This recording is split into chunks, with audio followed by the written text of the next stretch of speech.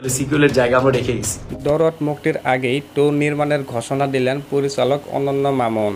সম্প্রতি লাইভ শোতে বিষয়টি নিশ্চিত করেছেন পরিচালক অনন্য মামুন।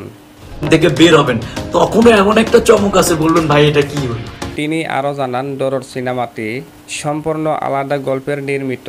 এই সিনেমার একটা লাইন যদি কেউ কপি প্রমাণ করতে পারে তাহলে কোটি টাকা জরিমানা দিতে রাজি। দরদ 2 হবে কিনা এমন প্রশ্নে মামুন জানান, যদি ছবি বড় খুব হিট হয়ে যায় তাহলে সিকুয়েলের জায়গা রেখে দিয়েছি। যদি ছবি খুব বড় হিট হয়ে যায় তাহলে সিকুয়েলের জায়গা আমরা রেখে গেছি। পার্সোনালি আমার কাছে মনে হচ্ছে দরদ রাজকুমারের রেকর্ড ভেঙে দিবে।